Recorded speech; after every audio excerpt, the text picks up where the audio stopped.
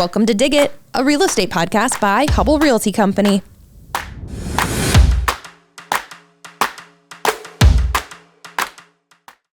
Well, hello, everyone. Today, we've got some construction professionals in our midst. Welcome to Dig It, a real estate podcast by Hubbell Realty Company. On my right, we've got Casey Port, Vice President of Hubbell Construction Services and a Master Builders of Iowa board member.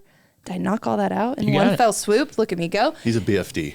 I love it. Casey Port, comma BFD. And then on this side, chiming in already, Chad Kleppe.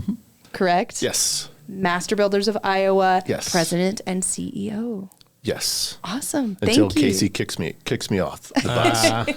So thanks for coming, Chad. I'm glad you're here. It's a pleasure to be here. I'm excited about it. Thanks for making the time for us. Absolutely. I know we've done a lot of work. You're going to hear us say MBI a lot today because that's the world we live in is acronyms. But I really want you two to kick us off and your relationship and how Hubbell Construction Services and MBI overlap, but also just what MBI is doing for the community that people really may not know, but should. So, Chad, let's start with you. Just what got you into this industry and then what brought you to MBI? Oh, man, where do you want me to start? I mean, way back. You were born. When I had hair.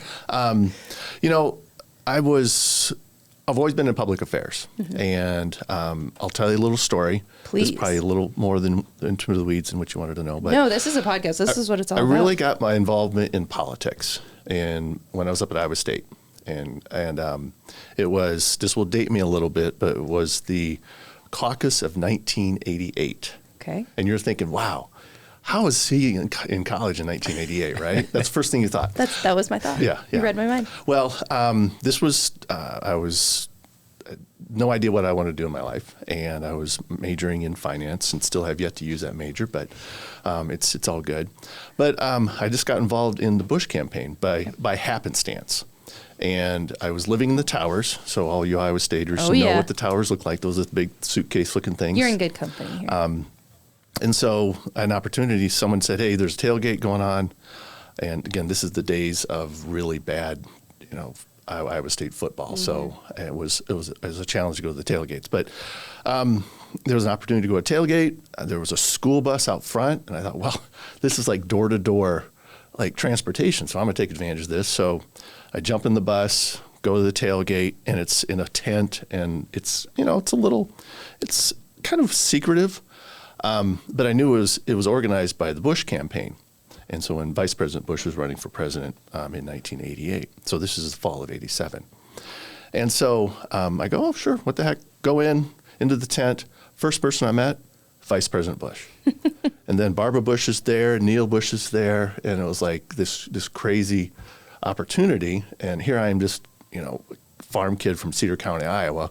What the hell was going on? And so I just got involved in the campaign and got involved in politics and just kept the relationships, kept the contacts. And my first job out of college was in the White House out in Washington, D.C. So cool. So Isn't that fun? You didn't tell me that. But I was moving this pile of paper from here to there. So by no means did I have it wasn't. By no means was I a Con E graduate, with huge aspiring goals. But yeah, just kind of started into politics, got into government affairs, public affairs, led to a job on Capitol Hill, and then eventually led to a job back here in Iowa. Kind of bounced back and forth a little bit, but then back in 2001, I was approached about a director of public affairs position with the Master Builders of Iowa. So I knew of MBI at the time because I had lobbied for a number of years, and it just kind of I don't have a building background per se, and it just was the politics and the policy and pushing, doing the lobbying and all those things. So that's probably the skill set that I could build upon, and it just kind of created opportunities. And I literally had almost a 3.5-hour interview, and it was only one interview, and with my predecessor, Scott Norville. And so it was like the longest interview, but it really was an opportunity to kind of get a better sense of what MBI was about. It was just, I thought, what the heck, let's roll the dice and make it happen. I preface I had zero construction knowledge going into it, but you learn the industry because you know how to get bills passed. And so that's kind of what it built. And that was started with MBI literally 3 weeks before 9/11. Yeah. So it was a great time to get out of Washington, D.C. And then I've been with them ever since, and I've elevated to the position of president CEO back in 2015. Okay. And so I've seen the industry grow. I've seen the association grow, ebbs and flows. I've seen the highs and I've seen the lows. Yeah. That almost kind of rhymed a little bit. But we can go back and we'll put a little beat to it. Well, and so at that time, MBI how big or how widespread? Well, MBI I guess how small? has been around for a long time. Okay. And, if anyone has heard me say this, and Casey's heard me say it probably 1,000 times, but we started in 1912 and actually predate the sinking of the Titanic by about 1 month. And so we've got a little bit of history. And so an organization that has survived through the years, involved in construction, solely on commercial construction, you've had to see the ebbs and flows. You saw every aspect of the economy. You saw, the Great Depression, and we survived through that. We've seen, everything leading up through, 2 world wars, Korean War, Vietnam War. Yeah. And so all the things. And so as an organization, we've continued just to expand and be a place where members feel it's a necessary resource. For sure. And so I think that's probably a testament to what my predecessors through the years have done, through what board members do. What I like about board members, they come in, they take their company hats off, and they put their industry hat off. And I think that's probably the most important aspect that I think has allowed this organization to continue to survive and thrive through a lot of headwinds. For sure. Well, and that's kind of where you come in, Casey, right? So you obviously, if you want to go into your history with construction, you totally can. Don't take us through too many college stories at Iowa State, but what brought you into MBI as a board member, and what drew you to want that position? Yeah, so I've been at Hubbell for about 20 years, and a little more than that, going on 22. Congrats. But the interesting thing is that basically predates about the time that I met Chad. And when we started Hubbell Construction Services in 2006, we quickly became a member of Master Builders of Iowa. And so at the time, I got involved in Master Builders of Iowa. One of the phrases you'll hear a lot is essential resource, and it's part of their vision. It's part of their tagline. They use that phrase a lot. But we viewed Master Builders of Iowa as really an essential resource, something we really needed to be part of. A lot of general contractors and specialty contractors join for safety services, but then they quickly realize the breadth of services that are offered far beyond safety. And Chad and I can go into some of those services. But we got involved as soon as we started our construction arm, which is the group that I manage today. And myself and several people have been pretty actively involved, and now I'm honored to serve on the board. So, well, and you guys have grown tremendously too, and I know that keeps growing just from third-party work all the way into what you're doing on Hubbell side of things. So, I know that we'll get into it. So let's start somewhere. Where do you want to start as far as some of the services that are offered? I mean, you guys take me there. I'll start and let Casey. I mean, Hubbell has been a great member. They utilize so many different services, an array of services. But I really think when you look at services, it comes back to people within companies. And how can we better serve those people? How can they build within and grow themselves? And so I think a common denominator amongst a lot of our members is that personnel development. And from a leadership standpoint to allowing companies to identify help with their workforce needs. So it kind of runs all the way, but the whole gambit. But again, it comes back to developing those people and how do we make them better. From my perspective, when you look at resources, and Casey's alluded to a few of them, but legislative, education, and training is a huge element of what we're providing. We're also getting into workforce development, workforce efforts. Casey mentioned our Dimensions of Wellness, which is a really exciting time. So what is that? Well, the Dimensions of Wellness, think of a big wheel of 8 different segments. And a lot of times when we talk wellness, people focus solely on mental health. Obviously, that is a huge issue within the industry. I think the construction industry has such a high propensity toward, sadly, suicide, drug addictions, just a number of things, which, when we look at what is the root cause of that, and it could be a multitude of issues. So when you look at dimensions of wellness, it's not only mental health, physical health, occupational health, financial, spiritual, societal, community, as well as, just the whole array of things that impact. So somebody may be having a pretty crappy day because of what's going on at home. Yep. A kid's having problems at school, so you're bringing that to the job. And, are they 100% there? Or, a spouse may be having issues with their jobs, and so the other spouse is bringing that to work. Financial aspects, everything, there's just a multitude. So I think, and again, we kind of pigeonhole wellness to be mental, but it's much, much broader. And I think the construction industry is, just because of the way it's built, highly masculine. People aren't going to talk about their feelings, and that's a challenge. And so I think one of the things we're very purposeful is bringing that to the forefront. And we start every one of our meetings, be it a blueprint reading class to a whatever it might be, we say, how you doing today? And so Tara Reinhardt, who is our Vice President for Education and Training, does a fabulous job of kind of getting people to feel uncomfortable and saying, hey, before we get started, we're going to look at our batteries. Everyone has a battery on their cell phone. They're checking batteries on mics, computers, whatever it may be, but also equipment. But people have batteries. So if your battery is full, hey, it's awesome, man. Doing great. Great.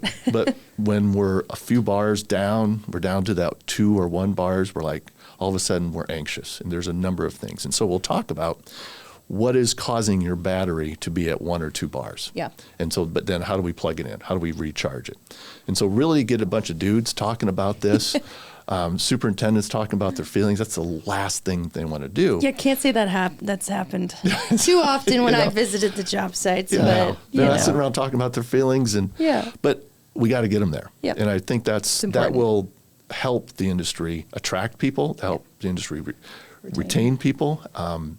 And so, but one company can't do it by themselves. I think that's where MBI has to play a part in doing it for everybody. And by no means is wellness proprietary, just like safety is not proprietary. We have to be very engaged and, and share and be very, again, I've used the word purposeful, but we have to be that to be beneficial in this space. Yeah. That might be a good segue. One of the efforts or initiatives is Build Her. MBI is, as we all know, like construction is a very male-dominated world.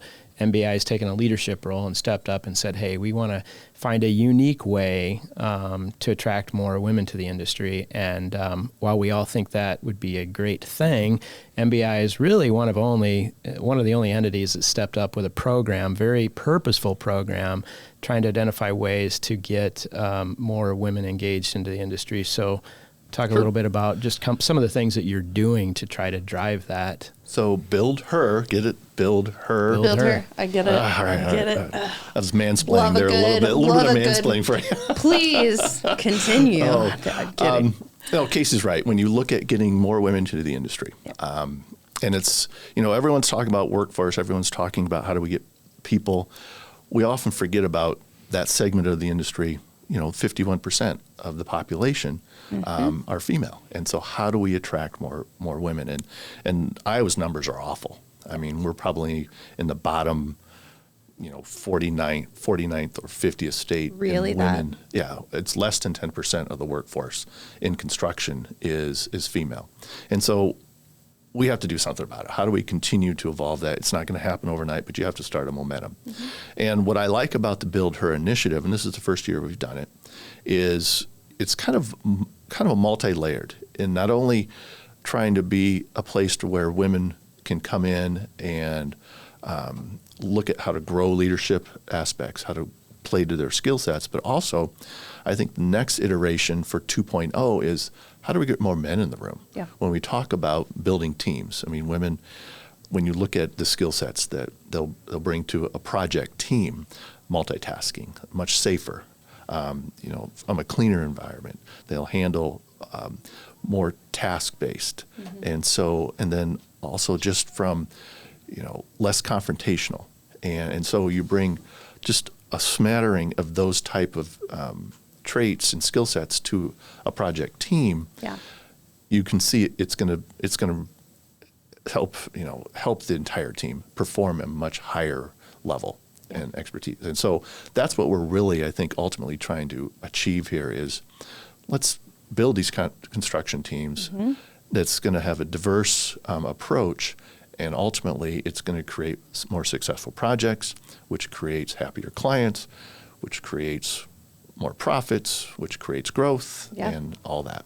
Well, and I think that's something too. We can put some more details in our show notes and link to some specifics on Build Her. I think, Casey, you've done a really good job in building out your team with some really strong female leads who embody some of those. And I want there to be more, mind you. But how has that program? What did you think when that program was being introduced, and kind of?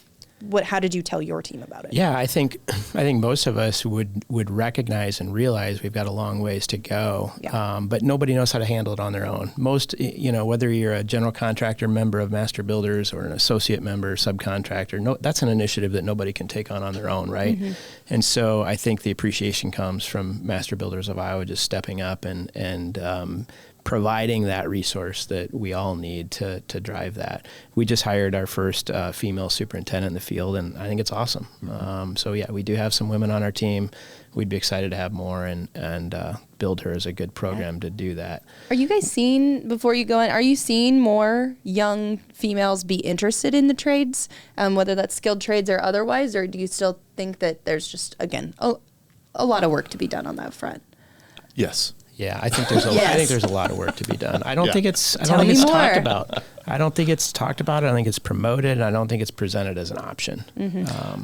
Yeah, I think again, this is my perspective. Yeah. It's going to take time, but when you look at, particularly at Iowa State and UNI, a lot of strong female students in those programs, they're building that skill set, but also it's going to take time, on the superintendent ranks.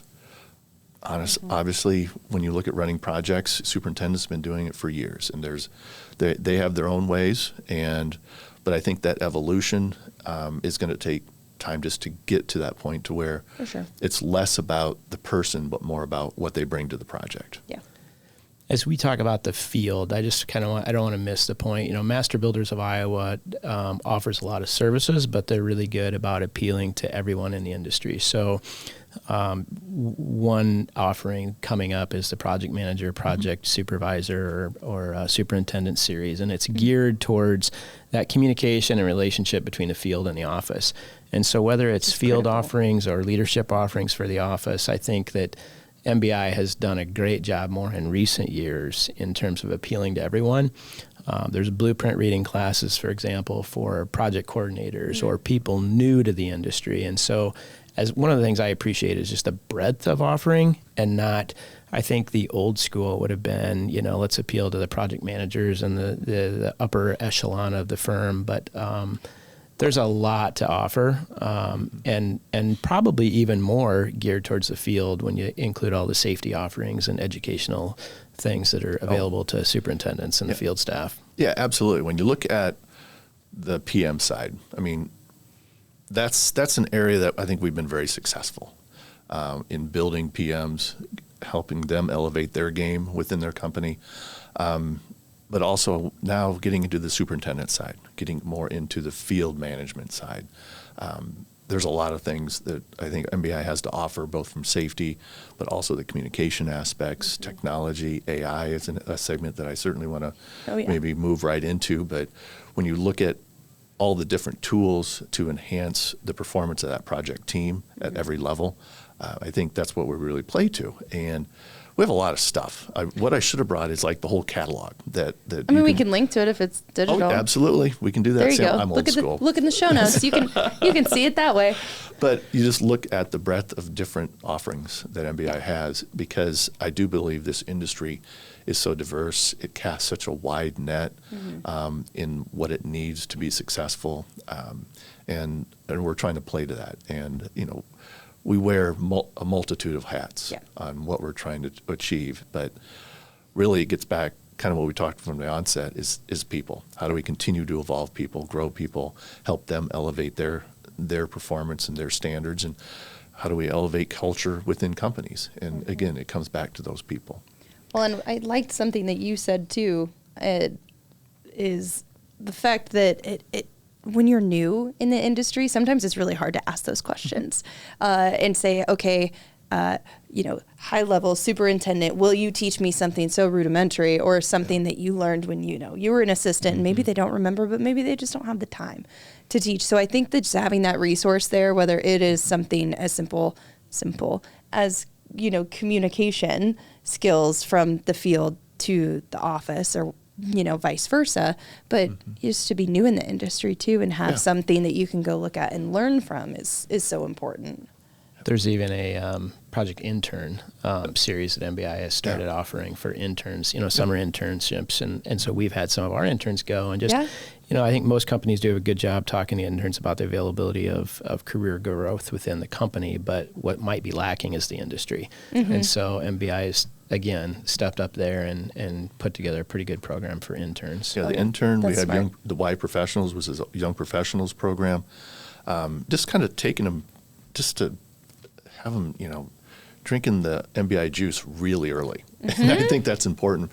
And from an MBI perspective and an association standpoint, you have to do that because you'll have people that individuals, these interns will be dealing with for their career when they stay here in Iowa or wherever else. So I think that's important. Yeah, they make lifelong connections there. Absolutely. So it's, So, Chad, you cut your teeth lobbying. You did a lot of work lobbying. You spent a lot of time at the Capitol, and you started with MBI in that regard. So can you just give listeners a little bit of an idea, a little bit of flavor of the lobbying efforts that MBI undertakes? Maybe talk about a couple of wins or some things that are upcoming in the next session that you're focused on.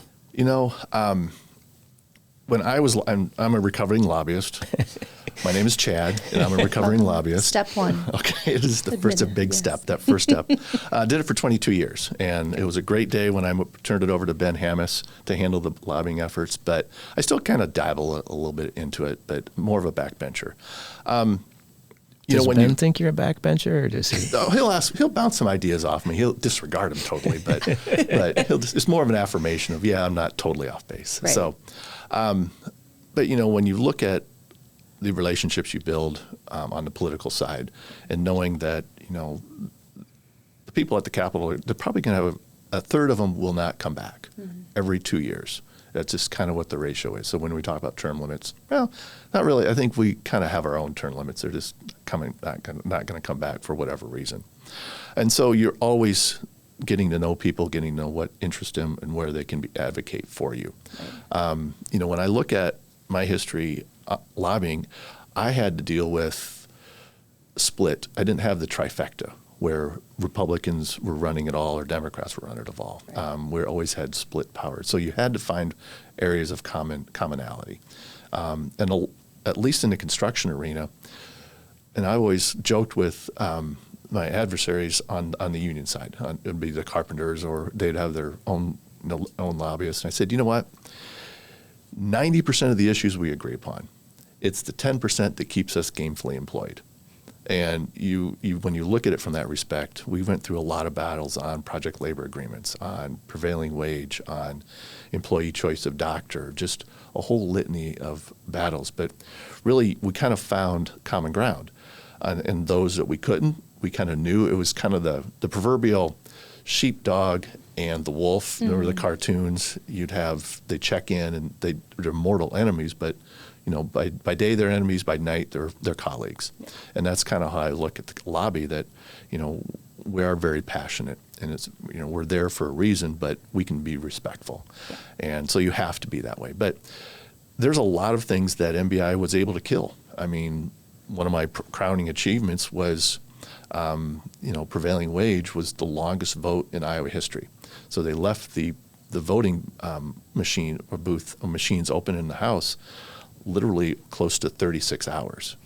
And so because they were trying to squeeze 6 people to flip one vote, were not able to do that. And so, and that was 6 Democrats who voted against a prevailing wage. Had that happened, that would have changed the entire dynamic. And even our union contractors were adamantly opposed to it. And so, I mean, I can go into the weeds on that, but you'll get totally bored. But just little things like that when you're advocating for the entire industry and what's going to help grow the industry. And so a lot of those issues may not be construction specific, but they're business issues. And I think MBI has really been able to separate itself as a business leader rather than a construction or association. And so when we look at the number of issues that may not be construction specific, but they're going to help Iowa grow. They're going to attract more people to Iowa and allow a regulatory environment that is going to be, quite frankly, more profitable and better for our companies. It's what you're doing to raise the industry. There's so many small firms that can't afford their lobbyists or not going to get into that game. But again, it's why MBI is such an essential resource for all of us, is because you're providing a leadership stance on so many of these issues, lobbying being just one. So, yep. And then when you get into other resources, you can look at just the array. And I really think that's one of the things that I've tried to make it my purpose in my seat that I'm sitting in currently is how do we enhance those exclusive member benefits, stuff that you just get as part of being a member. So we can talk about the policies, we can talk about all that, but just being a member, what's the stuff that I can get out of it? What's the swag that I can get out of it? And so really it's anything from, we have an MBI Live program right now, which is virtual training, and we went through the entire Microsoft Office suite. So we have a lot of kids coming out of college. They're focused solely on Apple's. How do we get into the Microsoft suite? And so we're doing training on that, Excel, Word, PowerPoint, all that every Wednesday. I know a couple people who could use that. Yeah. So there are just those little things. Yeah. And so all of a sudden, for a company like Hubbell to bring in a trainer to do this, it's a big ticket item. Whereas, hey, I can send X amount of people. Anybody within the company can participate because the membership follows the company and not the individual. Yeah, that's super special. Well, no, go. ahead. I've cut you off numerous times. No, already. the thing that comes to mind though is just that MBI recently relocated their headquarters to West Des Moines. They've got a great event center there and a great space to host events, and it's really enabled, in my opinion, you to grow your offerings. Just this morning we had a breakfast club meeting there.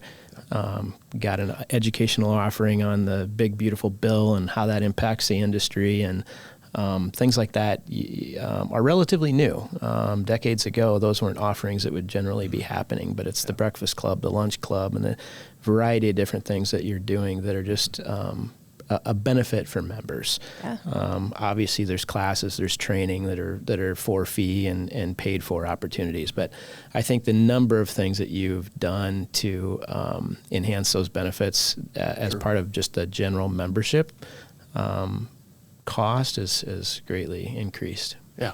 And, and that's a good segue to one of the things that we follow is engagements. Yeah. And so engagements is our leading indicator, because if we're hitting our engagement numbers, we're hitting our membership numbers, revenue numbers, everything else just falls kind of magically in place. Mm-hmm. And so we're always trying to be innovative in new ways to get out to members and make those connections. Like you mentioned, the intern series, the Why Builder, and then, our podcast. Mm-hmm. And so, which is called, plug it. We have MBI Edge. Okay. And so we have Ben Hammis as well as Tara Reinhardt are both kind of our hosts on the podcast. And, they keep it topical. They keep it fun. Because who wants to sit around and talk about construction all day? Okay. But I do think it all relates back to the industry. And so, go to our website, MBI Edge, download it. Love it. And so, but again, it's just how do we make those new connections, Yep. and how do we continue to use a platform such as that to grow engagements. And so, if we're hitting our engagements, and this year our target is like 41,000 engagements, and so butts and seats are one engagement. The Breakfast Club, Casey came and ate all the bacon this morning, so that's one Told engagement. them to leave some for other people. So I didn't get an invite. Where's my breakfast always invited. invite? You'd love to I'm hear about coming the next big, time. beautiful bill. But the more you know, The more you know. right? The more you know. We'll leave it at that. But when you start measuring every little touch Yeah. that we have with members, that's what drives us. And if we're elevating that number, making it grow like it's kind of our 8% is our target each year, then we're doing something right. Then everything else is keeping the board members happy. Yeah. Casey's so difficult to keep happy, by the way. Quick question for you, just kind of what do you think is the most underutilized service of MBI? So you have a lot of members, and again, MBI, I think old school would have been recognized as being a general contractors club, but you've done a lot in recent years, and probably recent decades, to expand that to subcontractors, associate members. I know there's an initiative now to get more into the design community and broaden that base, but what do you think is a service or two that just is underutilized and not very well tapped into? That's a great question. I think we started a program, maybe it's twofold. We started a program called MBI Reels, which is basically it's a quasi-learning management system, or LMS. And so members can go in there, and everything is kind of in 15, 20-minute snippet videos that you can we've curated videos, we've kind of packaged things. And so I think that's a resource that just hasn't taken off, but it's there. And I don't know if it's just because, we get members that see all the things over here and you kind of forget about what's over here. But I do think that's something when you talk about people, how are we going to engage with people? And some people are comfortable sitting in a class for 8 hours. Others no way in hell. Yeah. I'm going to get it in 15-minute snippets, but I'm still going to learn, the essentials. For sure. And really, it does enable us to reach a segment of the membership that's just hard to get into a classroom, be it more your field workers. And so there's a lot of things on wellness. There's a lot of things that just day-to-day things that I think they would benefit. So I think when I look at underutilized, that tool's out there. It just hasn't caught the momentum. But there's a lot there. I mean, whether safety offerings, professional development offerings, they're all short, they're pretty quick, it's on demand. Yep. It's a great opportunity for companies that don't have the resources or don't have the staff to do a lot of that training in-house. It's all there. Yep. Sounds like a good starting point. If someone's not sure where to start, that would be like a good entry. Other underutilized or what are you most excited for? I guess that's kind of where I'm thinking. Like as you both look ahead at MBI and the industry, what are you really looking forward to? Whether that you would alluded to AI earlier too. We didn't go into that. Our annual meeting, which is February 24th and 25th at the Iowa Event Center. I am so excited about our lineup this year, and this is totally a plug. But do it. When you look at the keynotes that we're bringing in. And, last year we're coming off our most successful year. And so Lori Delmont, who's our COO, but she's kind of runs the annual meeting and convention. I said, well, since we're the best one we ever did, let's totally redesign it. That makes total sense. And so the look in her eyes are like, Chad, what the hell are you thinking? But that's kind of what we're doing. When we're bringing in keynotes, and keynotes right now, man, I'm telling you, that must be the right business to be in because they're so damn expensive. It's just getting crazy. They're expensive, but they're also they're so vital. Yeah, there's a ton out there, but you see, so-and-so headlining a conference. I mean, we went and HubSpot is a CRM that we utilize on the marketing side of things. And when I went to a conference, it was Serena Williams. And then David Spade made a surprise showing. So I know that's going maybe a little big, but those keynotes are drawing in a lot of interest from people just for that one particular person. Yeah. So I get it. I love listening to keynotes because it just give me 90 minutes where I can just think and not have to, be sold something, but just kind of let me think it through. And I really think the keynotes that we have established this year, but also we're breaking out into things like boot camps for PMs. We have an AI accelerator, which is basically, we talk AI all the time, but it changes every 6 months. But tell me how I'm going to apply it. How am I going to use it as a tool? How is it going to be beneficial on a day-to-day basis? And give me some hands-on stuff. And that's really kind of what that program is going to be looking at. We're going to do a safety masterclass. And so it's really focused on individuals we've graduated close to 200 people have gone through our Building a Safety Champion. So they're always asking, what's the next level that we can be looking at? We have, in the past, we've done estimator boot camps. And so we just have an array of different programming that, we package it into 2 days. It really needs to be about 4 days because there's so much. Make it 4 days. That's part of the revamp, I thought. Well, okay, maybe next year. Maybe next year. I know we've had some MVP, some safeties, safety award, I think, honorees on our teams. Yeah. Pat I think Crosby. Pat was one of the first Building a Safety absolutely. Champion. Yeah, for sure. I know that those things have applied over to our team as well. And you guys, just as a Hubbell's leadership team, I actually think just went through kind of an AI, we could call it boot camp, but training or enlightenment. No, I was going to mention that. I mean, I'm super excited. I kind of pushed Chad a year ago and said, hey, let's try to get some AI stuff going at the winter conference. And so this track that they're proposing is timely. It's relevant. Our leadership team just did a session, again, to just try to bring in AI at our company. And what's that mean? How do you practically put it to use? And so, again, it's a great offering for all of the members that is coming up here in February. We have a keynote, Ryan Leak. He has a great podcast. Amazing. Super speaker, great stories, but he just recently put a book out called Dealing with Complicated People.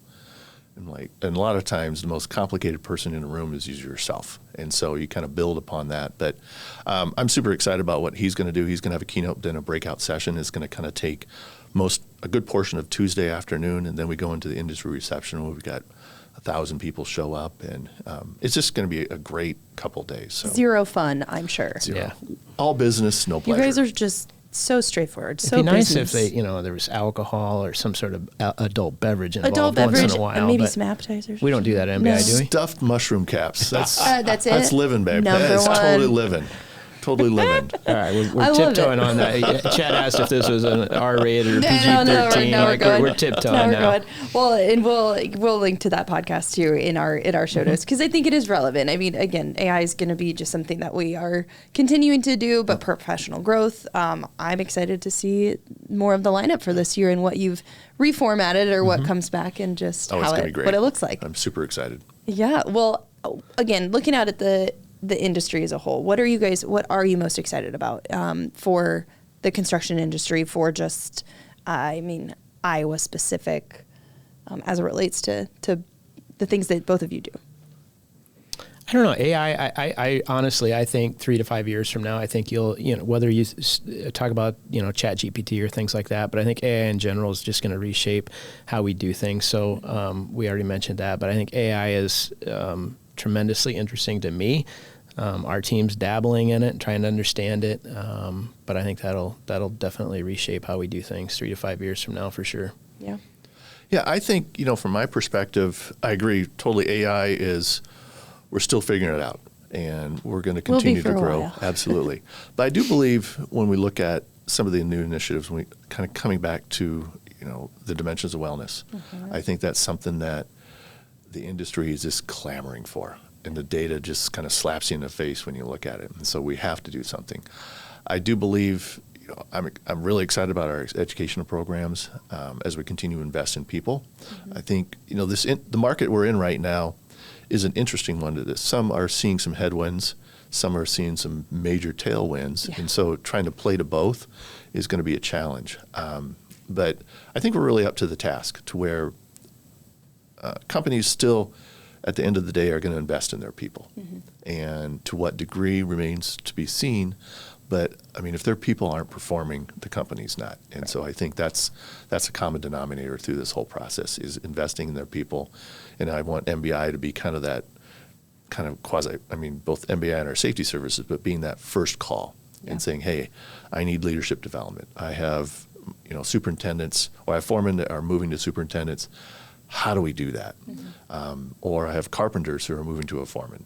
I need to, how do we do that? Because I don't want to take a good carpenter and turn them into a crappy foreman. Yeah. That's the last thing you want to happen, because then you've lost two things. And so how do we continue to evolve people? That's a lot of pressure for you guys as leaders. I mean, I know I'm just stating the obvious when saying that, but I do think that at least, Chad, I haven't overlapped with you a ton, but Casey, you're really intentional on that type of professional development and making sure people have a path forward to success. And so I think that's just critical when you're trying to really outline how you're going to help others be successful, but also the company that you're We're still in a people operate. business, right? Oh, absolutely. We're building great things out there, Yeah. but it's still very people-centric, and you can't lose focus on that. Absolutely. Okay, well, we're winding down our time. I don't want to cut you guys off. Is there anything, I know we could go on and on and on on lobbying stories or any other topic, but is there any other programs that we didn't cover that you really want people to know about? You'd mentioned MBI Works before we started recording. I know that, is there anything else, though, that people really should know about outside of going to the show notes and doing your discovery? I think our CSSI, which is our safety division. Yes. And again, when you look at, we have 7 safety professionals on board. They cover all of Iowa. They go across the Missouri and they go across the Mississippi. And I really think when you look at an opportunity to really grow and to enhance performance within your company, is that safety equation. Yeah. And we're being very creative. We're being very deliberate in how we're providing services. Not only from training, but we just released, we created a training trailer, which is, this looks like this kind of transformer thing. You push a button and everything starts cool. moving. Yeah, it's got a cool factor to it.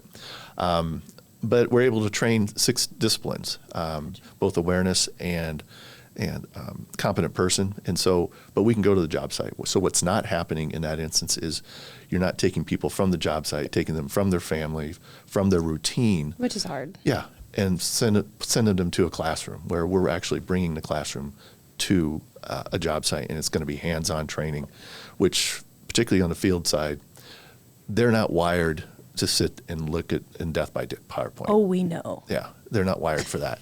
They want hands-on. They want to be getting dirty, doing all this stuff and seeing how it's applied. And so our goal with that is right now it's kind of experimental, and we're kind of rolling the dice and hoping companies will adopt it. But I do think it is an area that really kind of elevates our safety service beyond what it already is. For sure. The only thing that field guys dislike more than sitting through training in a classroom is when they see the marketing gal come in with the camera and making them go on camera. They love when they see me. The safety services, though, are probably one of the mainstays of MBI. A lot of people probably call MBI first for some safety services, and then they roll into other things. Yeah. So I know even some of our subcontractors have reached out for safety services initially, and now they're members. So. Well, and it means a lot to have someone that will travel with you somewhat. I know, kind of just rolling in where areas where we're growing. We're here, but we're out in Omaha, and so to have some of those safety features, I think, is nice. And we've definitely brought MBI on the road with us over there to do those safety inspections and provide a lot of those safety services. So yeah, well. Thank you so much for taking the time, Absolutely. Truly, because I know that we barely scratched the surface, and I know you guys have a lot of other initiatives going on just as a board as well, but it's time for Off the Rails. So are you ready? The random question. Which I truly just generated while we were talking. Did you do through ChatGPT? She knows I still don't believe this is random. But Casey doesn't believe me. It's fine. All right, Off the Rails question is, what would you do on a free afternoon in the middle of the week? That's easy. I guess it's kind of timely, though, too. So if we're talking fall, summer, you can choose that part. Oh, gosh. Afternoon in the middle of the week. If it's nice? Sure. Probably going on a long bike ride. We love going down to Mullets. That's kind of a Saturday thing for my wife and I, but definitely be a long bike ride, then maybe down to Mullets and back, stop a few times in the way for, a little bit of a break. Yeah. Otherwise, it'd probably be just hanging out at the house and doing things I need to get done, right? Yeah. Catching up on everything. Yeah, I'm such a loser. I'd do chores. I would. I would. I do chores unless the I weather love chores. unless the weather's really crappy. Yeah. Then I might binge something. Yeah. But Do you save all your Netflix shows for the winter too? well, yeah, you kind of have to. I like have all my shows ready, and I'm like, I'm You ready have for any good winter in the Netflix cold. shows to your binge-worthy shows that you want to promote right now? You know what? I got the biggest disappointment in my binge watching was Yellowstone. Yeah, I'm so sorry. I got There's a lot about- of people who are like yeah. full I throttle. loved it. See, that's odd because I loved it. I got into like season 3, and it just was like, I want their barn and I want their horses. That's where That's I'm. all nice. That's where Yeah. I'm standing. but the cops were like, it Yeah. was embarrassing. It's like you can't have that many murders and that many situations. Right. You know, we're Just- going it to is the the railroad Wild station. West. Like, so he went to the railroad station. Where really did he go? Yeah, right. Right. Oh my God, funny. I love that. Well, so what are you? So you're binging or you're doing chores? Chores. My wife would say you're doing chores all the time. It's just the farm kid in me. I can't Yeah? sit still. So Always you have doing a farm? something. No, I do not. I grew up Okay. on a farm. You grew up on a farm. Oh, you just have to be doing things. Yeah, I have You to be just- doing. Yep. Gotta Got be it. busy. Staying busy. Chad, love thanks it. for coming. Oh, I really absolutely. appreciate you making the time. MBI is an essential resource for us, and we've just greatly enjoyed the partnership and working alongside you for 20 plus years now. Yeah. So Yes. thank you. I appreciate it, and again, thank you to Hubbell and for giving us Casey for a little bit on time on the board. Yeah. I think he's a great asset. He's been through things. He understands it. He's drank the MBI water, so you won't find a better advocate for MBI. So I do appreciate that. Thanks. Thank you Appreciate both. it. Dig It, a real estate podcast by Hubbell Realty Company, is produced by Amplify Des Moines. Check us out wherever you get your podcast. Find us on YouTube at Hubbell Realty. Check us out on our website at hubbellrealty.com. And of course, like, subscribe, follow, and share across all social media platforms.